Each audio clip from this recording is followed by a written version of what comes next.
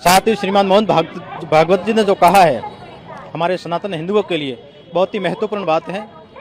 हम दो हमारे दो इस नारे को ख़त्म करके हम दो हमारे पांच हमारे चार इस नारे को लेकर के हम जब आगे बढ़ेंगे और एक रहेंगे तो अनेक रहेंगे, नेक रहेंगे, कटेंगे तो बटेंगे।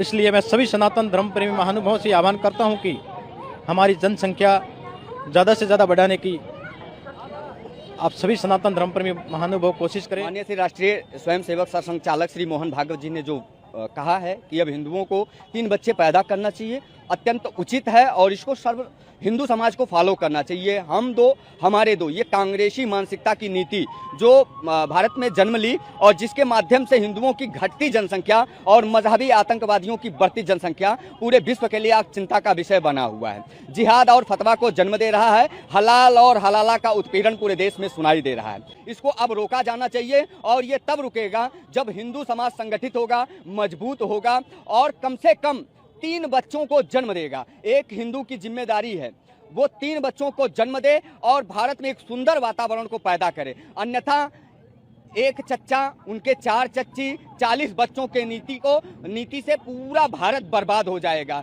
जिहाद और फतवे के इस्लामीकरण में भारत दमन का शिकार हो जाएगा। माननीय श्री मोहन भागवत जी के बयान का मैं पूर्ण रूप से समर्थन करता हूं और संपूर्ण हिंदुओं से आह्वान करता हूं कि अब वो संगठित होकर ही कोई कार्य करें, क्योंकि संघे शक्ति कलयुगे, संगठन में ही। ये बहुत अच्छा काम मोहन भागवत जी ने, और हम सभी सनातनियों को जागरूक होना चाहिए। हमारी जनसंख्या नियंत्रण लगा करके लोग जो है समझ नहीं पा रहे हैं और हमारा जो जनसंख्या कम होती जा रही है और ऐसा लगता है ऐसा चलता रहा और हम लोग नहीं सचेत हुए तो हमारा सनातन खतरे में है। इसलिए सब लोगों को जो भी मोहन भागवत जी ने कहा है उसको सिरोधार्य करते हुए अवश्य 3 बच्चे नहीं, मैं तो ये कहता हूँ 4 बच्चे पैदा करें। क्यों?